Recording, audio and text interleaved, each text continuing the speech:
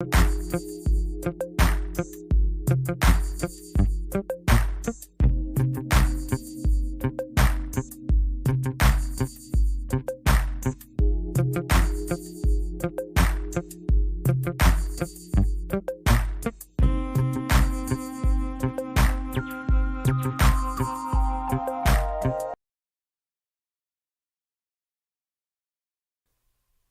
and welcome to COS Indiana Live as we bring you Roundtable. The Roundtable segment is presented here every fourth Monday of the month at 7 p.m. We'll be focusing on education and discussion of the topics and challenges we all face as we use the Constitution to save the Constitution. Join us now as we bring you COS Indiana Roundtable with our MC, John Ackerman.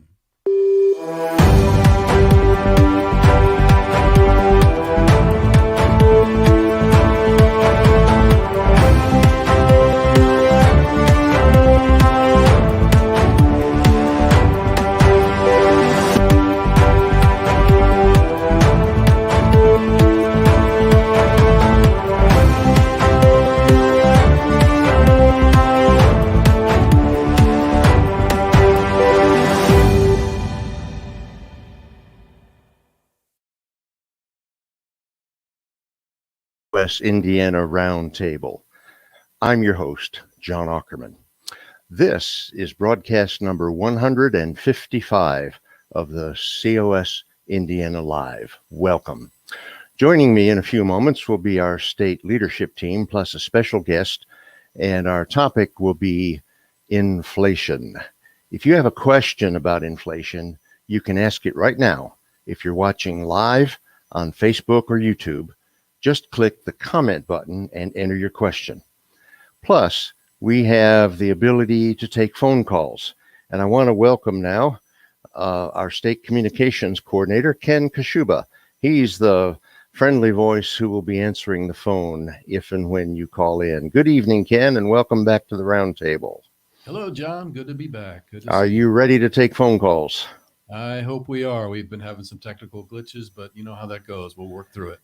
Okay, so callers, if something technical happens, just bear with us. Kenny's the magic man over there. The number to call is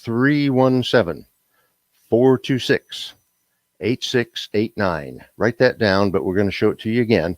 317-426-8689. You can also email the Roundtable at raiseyourvoicecos@gmail.com. That's raiseyourvoicecos@gmail.com. After the Roundtable conversation on inflation, I'm going to invite you to join Convention of States, and I'll show you how to volunteer to help us make a difference. Now, before I bring the panel on, let me ask you to help us grow this audience by clicking that like button and that share button, and by making a comment or asking a question. The Facebook and YouTube algorithms notice viewer responses. They know that something's going on and they want to show it to more of their users. So help us grow this audience by making a comment and by clicking those like and share buttons. And now let me welcome our Roundtable participants, basically our state leadership team. And it's always fun to see who comes up first. Our State Director, Dale. Welcome back, Dale. Hello, John. Thank you. Good evening. All right. We had Ken here, but okay, Marty. Marty is our legislative liaison. Welcome, Marty. Good evening. And here's Rick Lyon, our event coordinator. Hey, everybody. Glad to be And here. we'll have one more, get Ken back in here. And joining our regular panel, oops, I forgot about Gary Harbaugh. He's a member of the Indiana leadership team. Thanks for coming on, Gary, even though I almost overlooked you. And joining our regular panel members is Melba Kaiser. Welcome, Melba. Thank you. Happy to be here. Tell me where you are in the world right now. I'm in Noblesville, Indiana. Noblesville, and you are an avid COS supporter, correct? I definitely am. I have been since about 2015. 15. And Yeah. you're one of our district captains, right? I am, yes. And which district do you captain? House District 29. So Oh, Noblesville, a little bit of Fishers. Yep. A little bit okay. of Cardinal. Mhm. Very, very good. Welcome. And we're going to have some fun here. The topic is inflation, something that's plaguing everyone. And the first question I want to put to the panel is, what is causing inflation?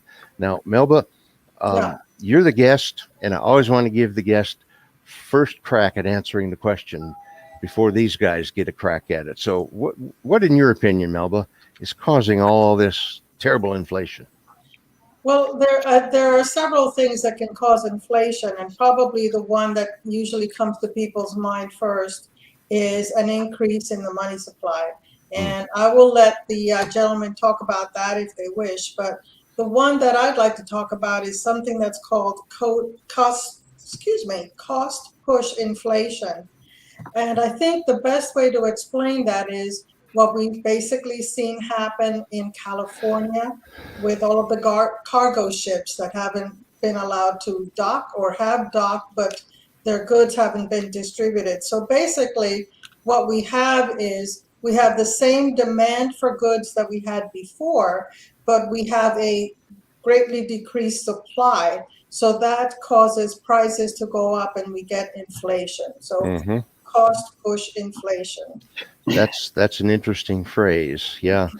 And increased demand and not enough supply. No, the demand is the same, but the supply has gone down, so it causes prices to increase. Okay, so the demand has stayed the same, but the supply is down, and we Right. all understand about that. We know it's down. Yep. So Exactly. many producers just shut Yep. down 2 years ago, during COVID, and then there's the supply chain problem. Yeah. Correct. Mhm. Okay. Well, Dale, do you want to contribute something to this question? Yeah, I wanted to expand a bit on this money supply issue. Our guest panelist from last month, Maya Phillips,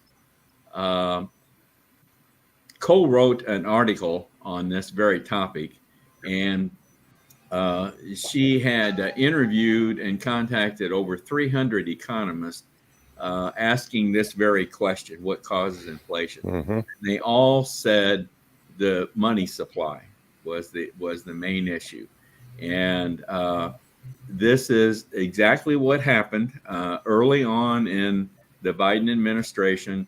The passing of legislation increasing the money supply, pumping more money out into the economy, and so the inflation is what has resulted. So it is in fact the money supply is in fact a major factor causing inflation. Regardless of what administration does this,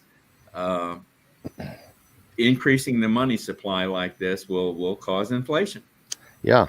And you couple that with the factor that Melba pointed out, decreased supply. Right. Mhm. Bingo, the thing's going to blow up in your face. Gary, do you have any thoughts on this? What's causing inflation? Yeah, there was the well-known economist Milton Friedman and his wife co-wrote a book about monetary policy and so forth. And one of the things he said is that inflation is everywhere and always a monetary phenomenon, and meaning that an increase in the supply of money beyond the increase in the supply of goods and services will always result in inflation. And part of this really goes back to Trump administration when, in response to COVID, the government just was handing out trillions of dollars, and they didn't tax that away from people. They didn't borrow it away from people. They simply blew up the money supply. So the M2 money supply grew about 40% in 2 years. Well, that increase does not immediately result in inflation, but it filters through the economy, and we're experiencing inflation now and are likely to for quite a while to come from that gigantic increase in the money supply. Yeah, okay. Anyone else? Yeah, Rick. Well, inflation is not a strong topic for me, but it's one of those things, I know it when I see it type thing, but what causes it is just so many different things. But, one of the things that I think causes it was, here recently we had a pretty dramatic increase in the minimum wage. So it's, employers have to pay more money to their employees. They have to charge more for their products, or, like McDonald's or something, they raise the minimum wage. So McDonald's has to raise the price of their food. So that's, one thing that causes inflation. And then, I think another thing that causes inflation too is that, as, like with the pandemic, the customer base, they dwindled for businesses. So they started getting fewer and fewer customers. And so they get put in a place of, well, what do we do now? We've got to bring in more money with fewer customers. So we need to raise the prices. But they raise their prices, which probably cuts their customer base even more. So, eventually that leaves them going out of business probably. And then the last thing I'll point out, because I have a friend that's a real estate agent, and I asked about, real estate prices and stuff like that. And she said that one of the things causing the high real estate prices is that people were getting a lot of free money. There was a lot of people who went for like a year that didn't have to pay rent. So they were, probably accumulating money during that period. And now all those people with the pandemic being over, all those people out there trying to buy up houses with all that money that they've got, and drives the prices up. Okay, Ken, I see your hand. Do you have a caller? Well, I wanted to say that my video is running quite behind the conversation. So hopefully you're hearing me live. The audio is there, but video is running very slow tonight. And I did get a message from Susan saying she had trouble calling in. So we might be having some internet lag there. But she had a comment and a question saying, if we were back on a gold standard, would we still be experiencing the inflation? So So Susan, thank you for that question. And I don't know much about that. I do remember I was a young adult when President Nixon took us off the gold standard, and I thought that's not a good idea. But Marty, do you have a good answer or an answer for Susan's question? Well, it's a good question. And, our free market system is based on a delicate dance of supply and demand. And right now, unfortunately, it'd be very difficult to get back on a gold standard. It would technically, it would solve the problem, but the supply and demand balance of gold, especially relative to foreign investment in gold versus what we used to have as a gold holding, is way out of balance. We are no longer a major power in gold. And so, we would create a more significant problem for our country if that, switch flipped on. I don't think there's any interest in flipping it on. They seem to be having a lot of fun creating monopoly money. And, as everybody has said, this balance of supply and demand is way out of whack for a number of reasons. Biggest one, overspending. But a series of dumb and dumber policies coming out of Washington is leading right up there with it. And this relates directly to what Convention of States is all about. Government overreach, federal government sticking its nose in a lot of places where it doesn't belong, the dumb and dumber approach. Thanks for that metaphor, Marty. That just brings a smile to the face. Well, the clock is moving on, so I want to move to our second question and strike right at the federal government. What role does the Federal Reserve play in this spike of inflation? And Melba, since you're the guest, I'm coming to you first. What are your thoughts on that, the Fed? Yeah, so the Federal Reserve is the central bank of the United States, and their purpose is supposed to provide stability, make sure that we have a maximum amount of employment, and they also regulate the money supply by policies that they enact on the banks in the central banking system. So they can do things, for example, like raise interest rates to try to curb inflation, although so far I don't see that working. They can restrict or put policies in place that will restrict the kind of loaning of money that banks can do to try to bring down inflation. There's a whole array of things that the Federal Reserve can do. Okay. We know Jerome Powell recently raised interest rates, which affects people's ability to borrow money, in the sense that it becomes more expensive to borrow money. Whether that's going to have any effects, I don't think so. But time will tell. Dale, I saw your hand. Yeah, John, this is an area, I have to admit, this is an area that I don't feel very comfortable in talking about as far as the Federal Reserve is concerned. But from what I understand, the Federal Reserve should have been doing some things like raising rates, should have been doing that for some time now. They're behind the clock here, is from what I understand. And I think so. Consequently, we're going to see many more, I believe, raises in interest rates from the Federal Reserve. So, which is just going to prolong the problem even longer. So, all I know is, from what I understand and hear, the Federal Reserve should have been doing more some time ago. So they're really just catching up now. Okay, Marty, and then Ken. Well, Ken, do you have a caller? Just another question that came in, and I know we talked about this at one time before. Let me put her question up so everybody can see it. Hopefully that's going to show. Is the Federal Reserve a partner with our government, or are they part of the government? Marty, can you handle that one? Yeah, well, the Federal Reserve is a pet peeve of mine, and I've spent. I'm not an expert, but I will say this: it's not in the Constitution, for one. Okay, our legislative branch is responsible for holding the purse and controlling the purse of the government, and this is a deal with the devil, so to speak. Big business, back in the early part of the century, 1900s. And, all met on Jekyll Island and contrived this thing called the Federal Reserve. It's been bouncing rates around, playing games with the money supply, interfering with no audits, no checks and balance, no accountability, no anything, ever since it was created.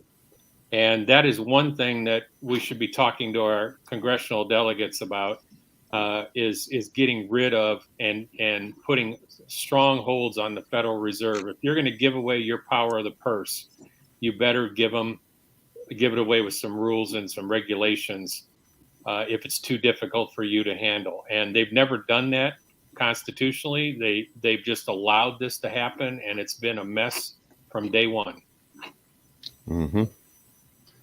Yeah, well, Gary, go ahead. The Federal Reserve is a private bank. It is privately owned.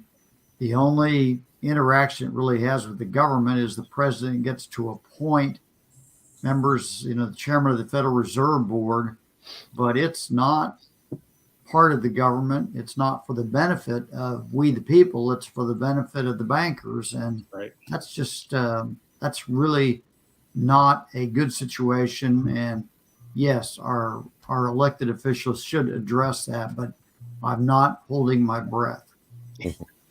Dale. Maybe Gary or Marty can answer this. Then is the Federal Reserve just the way the government can interact with the banking industry? Is that how it is?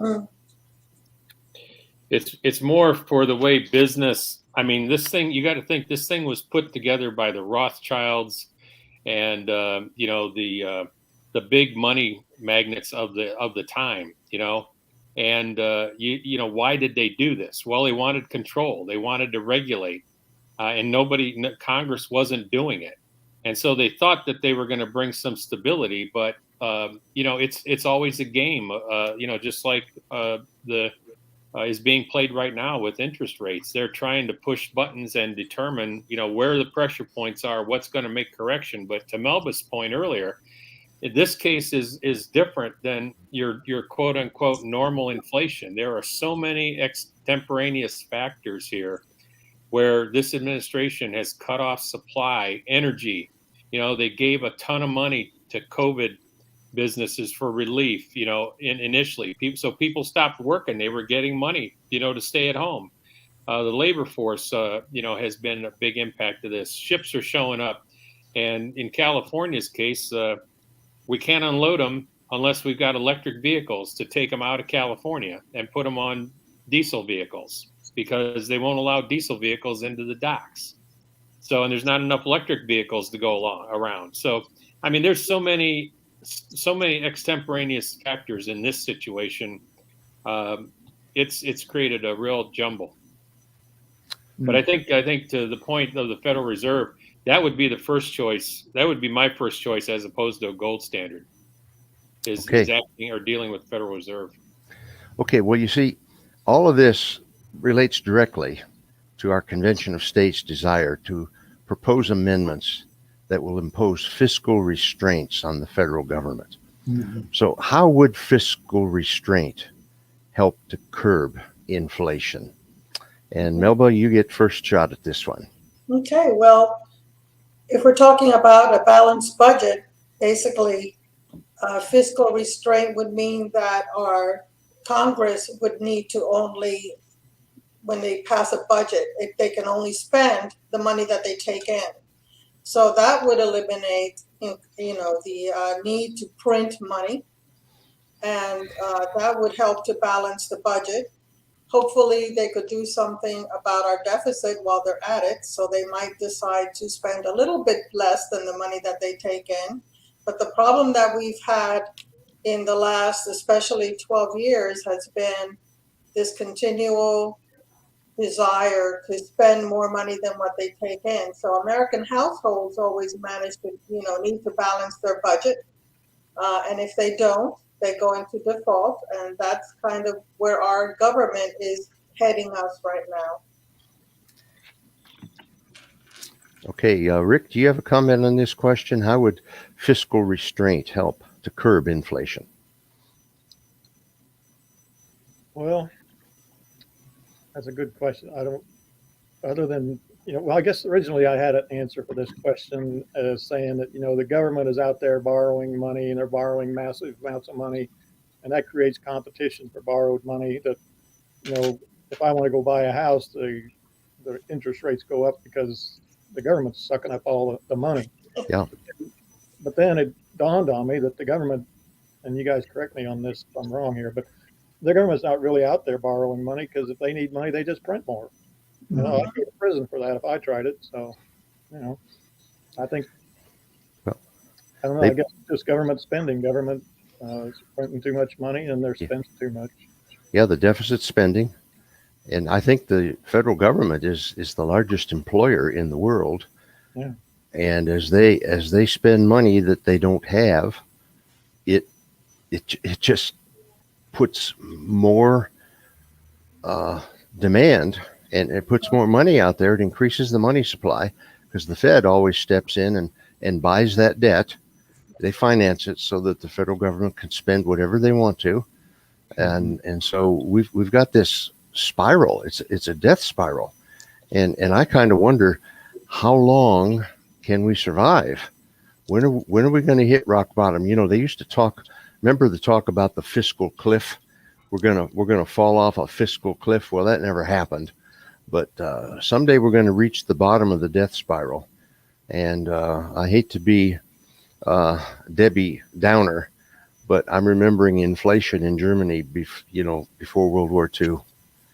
And I see the possibility of that happening here, and I don't want to see that happen. Rick, did you have another comment? Just to follow up on what you're saying there about the federal government being the largest employer, you have to bear in mind that those people aren't producing items. They're not creating services that earn a profit and employ people. They're out there living off our tax money. And That's so, right. I worked for a company years ago that had more people on retirement than they had employees. Ooh. So that's kind of the way we are right now. We've got more people in the federal government as employees that aren't producing goods and services that we can then turn around to sell to the world or whatever. Mm-hmm. And you can't hardly fire them. No. They're protected by the government workers union. Yeah. Okay, Marty. Yeah, and I think just quickly add to this equation, Indiana has a constitutional amendment for a balanced budget. But if you look at what I think beyond just balancing the supply and the spending part of the equation, there's got to be some tight reins on what you can spend money on. And, this goes to the power and authority of the federal government side of the equation as well, because without it, you're spending all kind of money, which Indiana has done. They've stayed within that by creating two big reserve slush funds, basically. One is for the pension fund for state employees, which is a huge chunk of money. And the other one is just a rainy day fund, which we have met a cap on this year, and it's resulting in a rebate to the taxpayers.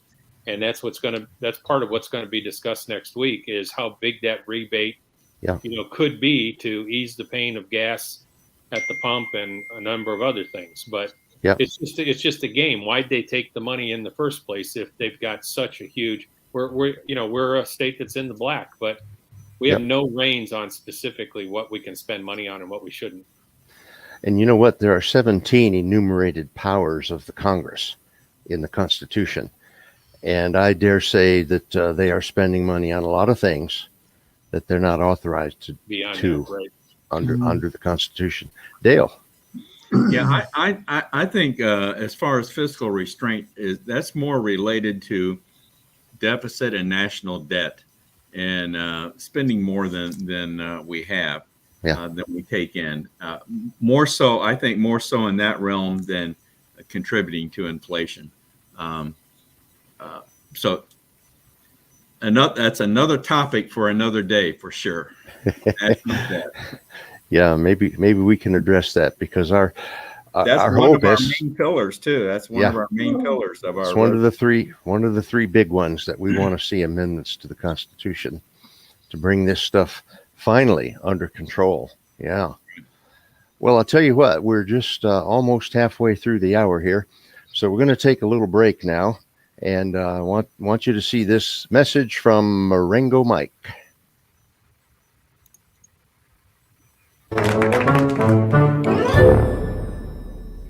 Hello, and welcome to another Marengo Mike's Corner. As we all know, building a strong grassroots army requires multiple components and many, many talents. So, I'm going to be blunt here and call it as it is.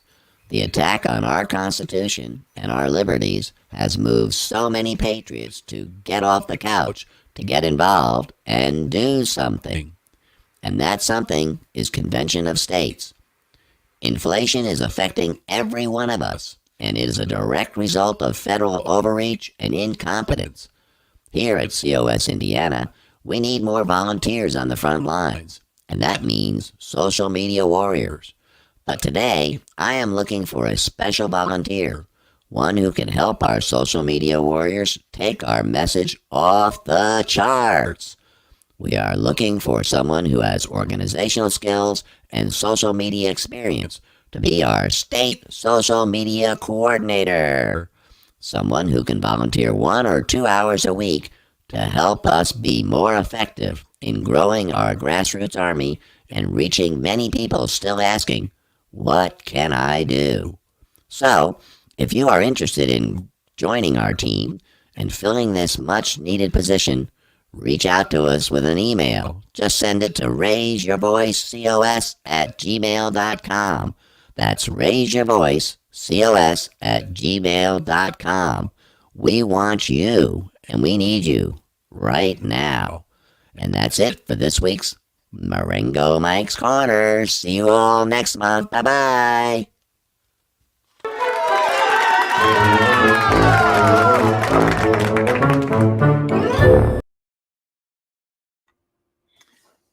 Everybody, you need to unmute yourself. I had to mute everyone. Well, I want to thank you, Marengo Mike, for bringing us that message. And I want to know, Dale, how can I get that guy's contract? Man, he's got a great set there. And, and he gets his own corner. But, you know, everybody who's watching this, whether it's live or you're watching the recording at a later date, you are on social media. And if you have those skills that Mike was talking about, and you have an hour or two a week to volunteer, the pay is great, $0 an hour. That's the same thing all of us on the screen get. We're all volunteers, okay? Right. But I do want to encourage you to send an email to that address and tell us that maybe you want to talk about becoming the social media coordinator. Is that what it was called? Yes, the state social media coordinator. State That's right. social media coordinator. Okay. Now, we've been talking about inflation, the bugaboo that's got everybody flummoxed. And Ken, you have a comment or a question or a phone call? Just a comment. Yeah, we're not getting the phone calls coming through tonight. And I don't want to try and post these up because for some reason everything is delayed on my end. But one comment that kind of came across, we had a couple comments actually, but one came across that brought up an interesting subject, which I think goes back, I'm not sure, maybe 5-6 years ago. I'm not sure. But Susan had mentioned that Greece had a modern inflation crisis too, remember? And I'm wondering how that might parallel the Greece problem. I mean, they literally went bankrupt, didn't they? 5 or 6 years ago. Yeah, they did. So I mean, are we? I don't know. I never really followed up on the outcome of that whole thing. But I do know at one point that Greece had gone bankrupt and that inflation thing had caught them pretty well. So it can happen. I guess what people have to understand, but it can happen.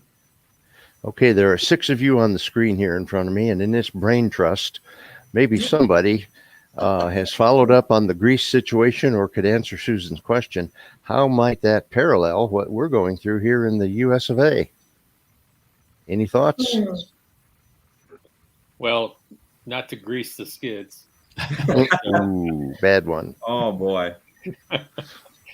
I don't think there's a parallel for a number of reasons. One is, Greece has got an extremely aging population, and they don't produce anything. The only thing they produce is tourism, and so it's and then socially, they ran into problems with the EU because they weren't contributing, frankly, and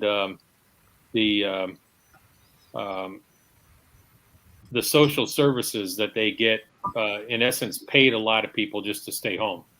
They couldn't work. They didn't work, and they didn't produce anything anyway. So, it's a different storm than what we've had over here. We've got a lot of people with a lot of capabilities and a lot of resources, both natural and manufactured, and we're just not doing what we should be doing with all of it. Okay. Thanks for that insight, Marty. Gary, did you start to answer? Well, I was just going to say, I think one of the things I've heard about Greece, and I'm certainly no expert, it's a very small economy compared to the United States economy is one thing. And the other is that cheating on taxes is like a national religion there, or tax avoidance one way or another.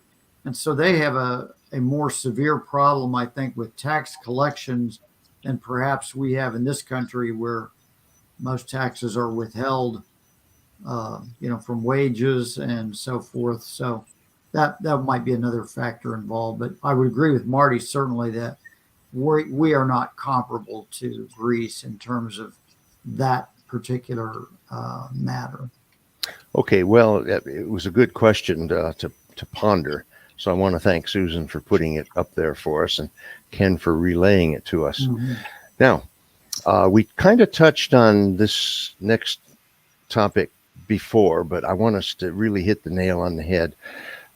Your family and mine has to have a balanced budget. Mm-hmm. Every business in the world has to have a balanced budget. Even, as I think Marty said, the state of Indiana has to balance its budget, but not the federal government. So how important would a balanced federal budget be to bringing down inflation? We know it would be important. The question is, how important would it be? What do you think? Melba, first shot? Well, I think it's critical to bringing down inflation. First of all, if we had a balanced federal budget, it means that we would not need to rely on the Federal Reserve to print more money. It wouldn't be necessary to be juggling around with increasing or decreasing interest rates. So it would give more stability and predictability to borrowing money, to the cost of goods. So, and if we could manage to get the federal government to not be the largest employer in the world, that would probably go pretty far to be able to balance the budget and to be spending the money on the things that we need to be spending on, such as our national security. So, Yeah. Yeah. And I think we'll be talking about that in a couple minutes. Dale, I saw your hand. Yeah, once again, I think a balanced budget ties in more to the deficit and national debt topic than it does inflation. And you know, in Convention of States, I think we have recognized that, yeah, a balanced budget would be nice, but spending controls would also be necessary. Because my goodness, I mean, the federal government doesn't even practice standard accounting procedures. Can you imagine what they would call as a balanced budget if they're not imposed, if spending controls or other types of controls are not also imposed? You know, a balanced budget, according to their definition, could be everything but a balanced budget that we're according to standard accounting principles. Yeah, so, I think they're called GAAP, GAAP, Generally Accepted Accounting Principles. Right, right. And in my mind, I haven't said it, but in my mind, that's part of what it means to have a balanced budget, and it will require spending controls. Because if you're only budgeted to, let's say $10 billion, that's all you're allowed to spend. When you turn in an invoice for the $1 above that, it goes back to you. Sorry, Charlie, we're not going to pay that one. You know, that would be the day. That would be the day. Melba. Yeah, so I just want to make sure that I define what I mean by a balanced federal budget, which is, that you are going to spend only the money that you take in. And that does not mean that you increase taxes so that you take in more money so that you can spend more money. It means at the current situation that we have now, you spend only the money that you have, that you take in annually on taxes from the people. Okay. And it would also mean that we do something similar, although Marty may not agree, that we do something similar to what Indiana is, and that I believe that we should have money in reserve, because that's kind of how we got started with this whole taxation system, but that's a different subject. But that was basically to raise money for wars, and we've gotten away from having that kind of a financial system in place. So I think we need to go back to just spending the money that we take in annually. Wouldn't it be something if the federal government lived within its means and had a growing savings account? Call it rainy day fund or whatever you want to call it. Yes. Yeah, just like my family and yours. Wouldn't that be something? May we all live to see the day. Yes, Rick. Well, I think part of this too is that I think it would force the federal government to set priorities for their spending. Right. You know, and Marty can certainly talk to this better than I can about some of the frivolous things that, like the Indiana government, the legislature spend money on or had bills proposing to spend money on. I think it would cause the government to set better priorities on what they really need to spend money on, and not be spending it on, studying lizards in Afghanistan or whatever. Okay, very good. Dale. Well, as you know, in our Constitution, the priorities are already set. They're called enumerated powers. Yep. And those are the priorities. And you see how those have been handled. But Rick is right. setting priorities, and it's getting back to what the Constitution says, what the government is supposed to be spending money on. Yeah. Well, and I'm going to move us on to the next topic here, and it's the two words just above Melba's shoulder, term limits. Those of us in Convention of States believe that term limits for federal officials, including both houses of the Congress, are important. And so I want to ask you guys this question. How does this relate? How would term limits for the House and the Senate address inflation? Okay, Melba, take it away. Yeah, so I think that we've seen that the longer that somebody is in Congress, the longer that you have staffers in place, the more that they start becoming involved in what we would call the deep state, the more entrenched that they become in spending our money as though it were their money, the more that they listen to lobbyists are under the influence of external forces. So if we have term limits, we are sending people that are still going to be more likely to be representative of their own states. They're there to serve the people. They will be closest to the people and know what their constituents are expecting of them. And once they serve, they can go back home. So I think that that's a great reason for setting term limits, is we want to make sure that we're sending people who still remember where they came from and are representing their individual states. Okay, very good. Thank you. Someone else, Dale. Yeah, I think our resolution, if I recall right, our resolution stipulates term limits for Congress and other federal officials. Yes. Right? And yep. I think, and Melba mentioned this, that other federal officials, that gets at the deep state. And I think that's really where the problem lies in term limits, the big problem.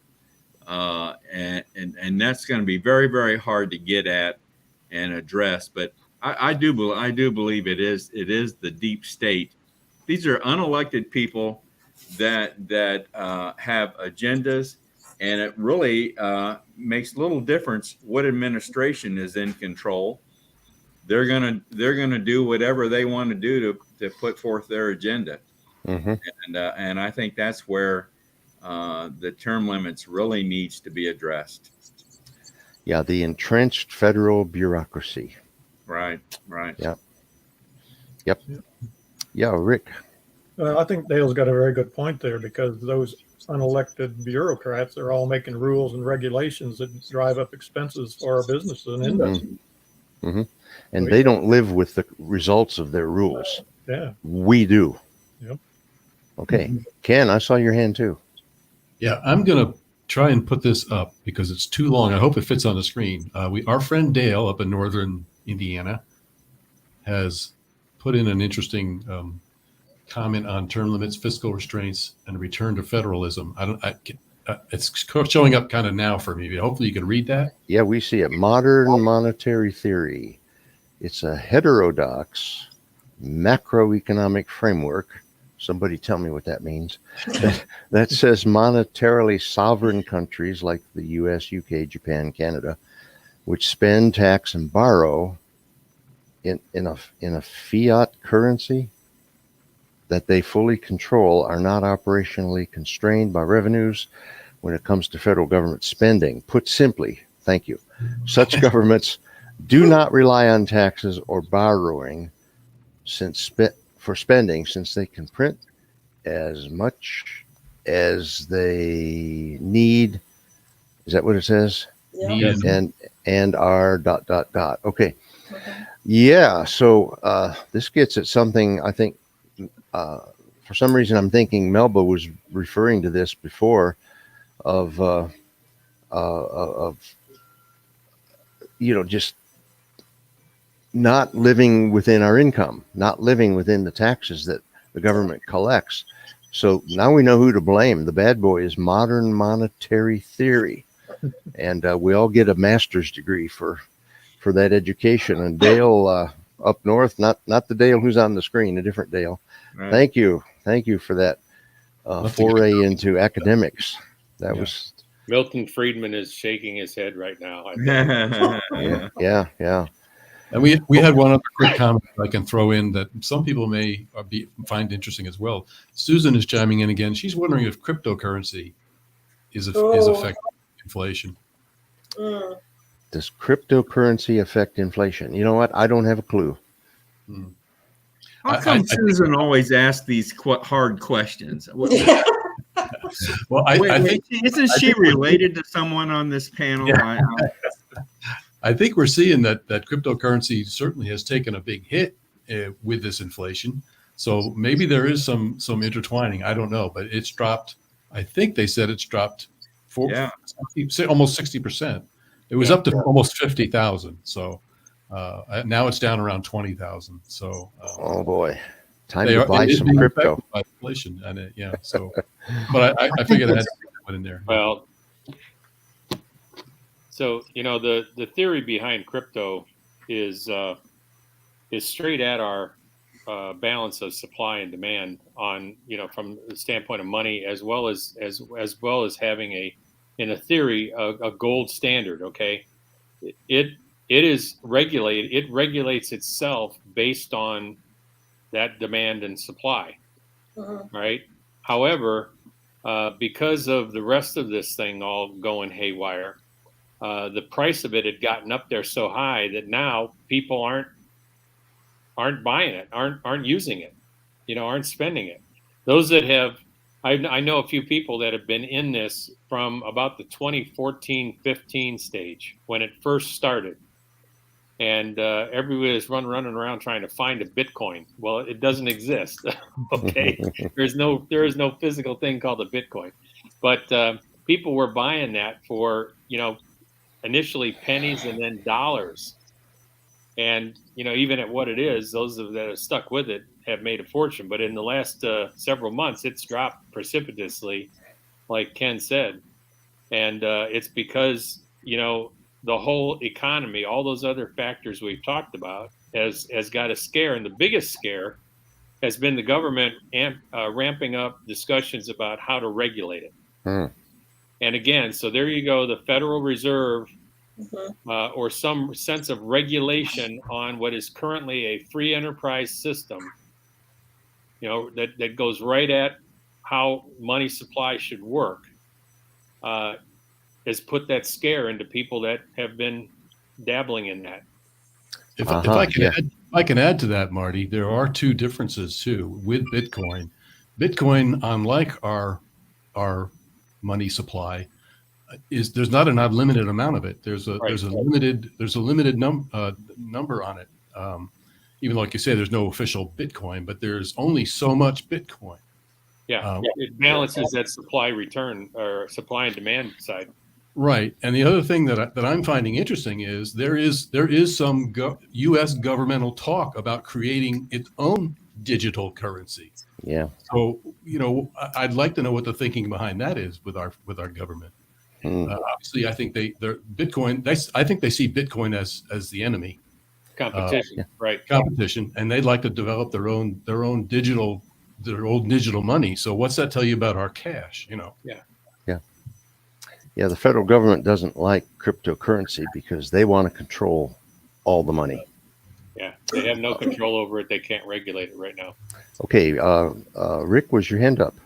Yeah, first I'd just like to say that I think Susan's question is just absolutely brilliant. Yeah. But then we had this conversation there a while back about, isn't the dollar becoming kind of like a cryptocurrency though? Because how many of us actually use cash anymore? It's all credit card. It's all digital anyway. Yeah, I use very little cash. Yeah. Yeah, good point. Mostly it's just numbers in a bank account. Yeah, it's all like we're talking about the Federal Reserve. They don't have it backed by gold, so it's worth whatever they say it is. So, that's kind of like, to me, I don't know a lot about cryptocurrency, but that's kind of what it is to me. It's just It's out there on paper basically, and we just trade basically like chits or whatever to spend and buy. All right. Well, this is fascinating, as Mr. Spock would say. Fascinating. Okay. Well, a few minutes ago, I alluded to the fact that we're going to be talking about national security, and this is going to be it. That one of the probably the prime function of the federal government is to protect the people, to protect the nation, to keep it safe. So how does inflation relate to national security? And again, we go to our guest first. Melba?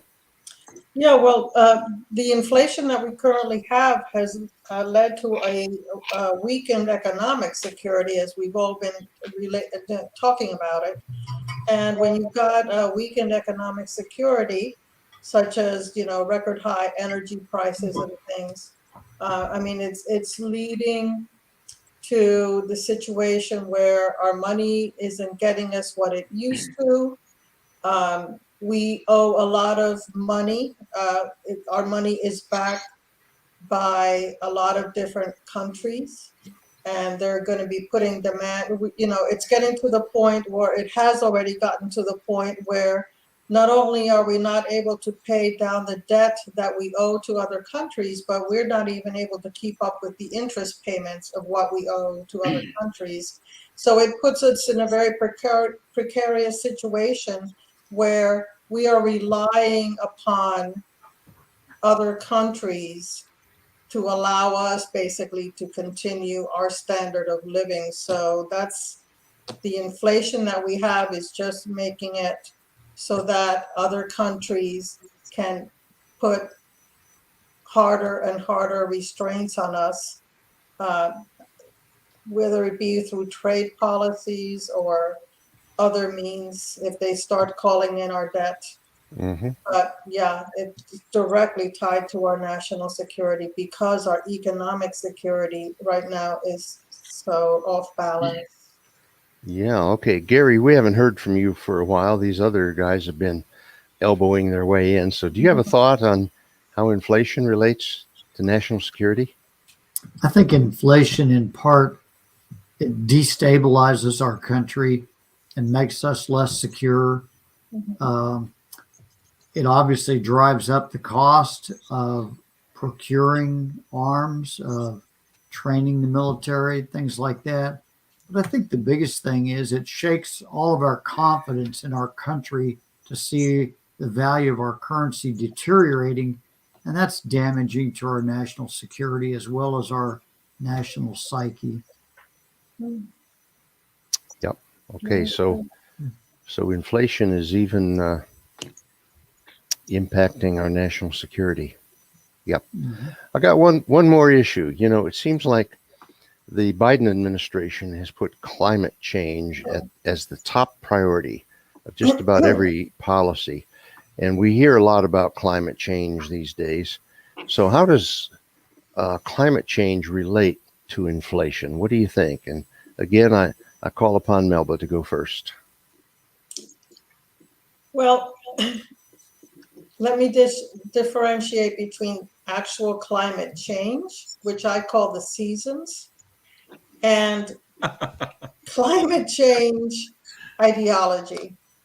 So the current administration has this climate change ideology that has led them to restrict our fossil fuel supply and to, we've had these agencies for a long time, like the EPA, that puts restrictive regulations on everything. We have, 4,000 agencies that have been created that put all kinds of regulations and rules on everything that we buy from our house, new buildings that are being put up.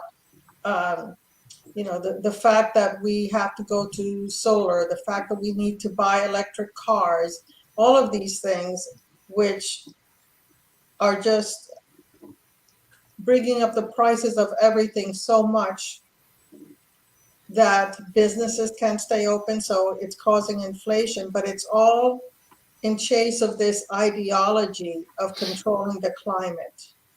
Mm-hmm. That's really what I see happening with climate change and inflation.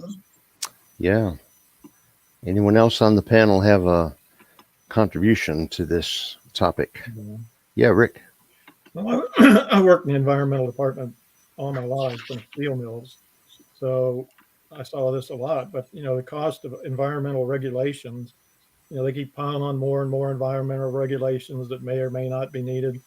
You know, I worked in a steel mill that was probably one of the cleanest in the world, but yet we were still paying fines and having to put in new equipment and buy and hire more people just to meet more and more environmental regulations. So of course that affects the price of the product, the steel that we were putting out the door. So all this, this trying to force feed us or force us into this getting away from fossil fuels and into green, what they call green energy, before we're ready for it is not good. That's just driving up the cost of everything. Yeah, someday we should get to where we're, doing a lot of solar and wind and maybe things like that, but the state of the technology isn't ready for that yet. And so I think that's by trying to force us to go that way and cutting back on fossil fuels, that's forcing a lot of the inflation upon us right now. Yeah. Good point. Good point.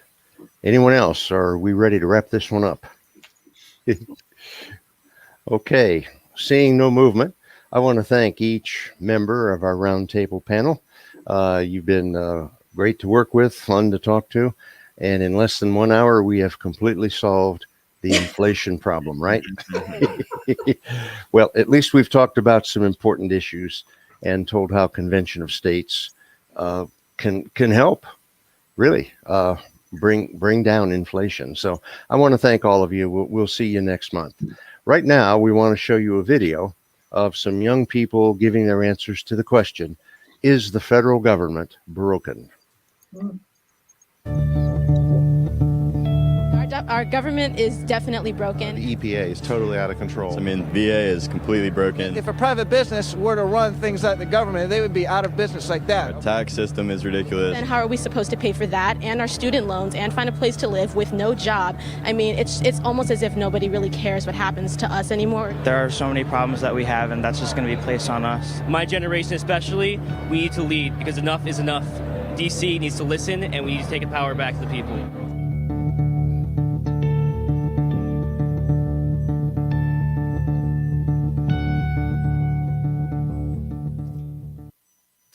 Yeah, go to that website, conventionofstates.com, and join Convention of States by signing our petition. It's conventionofstates.com. And we want to show you that website right now. And here's how you join Convention of States. There it is. Right in the middle there towards the bottom, it says sign the petition to call for a Convention of States. You type in your first, last name, your email, mobile phone, that's optional. But then we need your street address and whether or not you're a U.S. veteran and if you'd like to volunteer for COS. And then click that pink button that says send to my state legislator. Now, if you really want to make a difference, click that take action thing up in the top menu bar, and then you'll get this screen that's the take action screen. And right there, you'll see the button that says become a leader. Right there is where you can apply for a leadership position. And there's a whole bunch of them there. And you can see the kind of leadership positions that we have, and you can volunteer to help us make a difference. So please, now is the time to visit conventionofstates.com, click Take Action, and help us make history. Now, this brings us to the end of this month's roundtable. Before I say goodbye, I want to remind you of our email address. If you have any questions at all about Convention of States, you can email them to us at this address, raiseyourvoicecos@gmail.com. I also want to remind you to tune in every Monday at 7 p.m. Eastern Time for our weekly broadcast of COS Indiana Live. Now, next Monday is the 4th of July, so our live crew is taking a week off, and we're going to give you a best of, and it's going to be a really good one. You're you're going to want to not miss it. How's that one go? So I want you to mark your calendar, because you don't want to miss our next roundtable on the fourth Monday of July. That'll be July 25th, Monday, July 25th at 7 p.m. Eastern. I'm John Ackerman for COS Indiana Roundtable. Good night.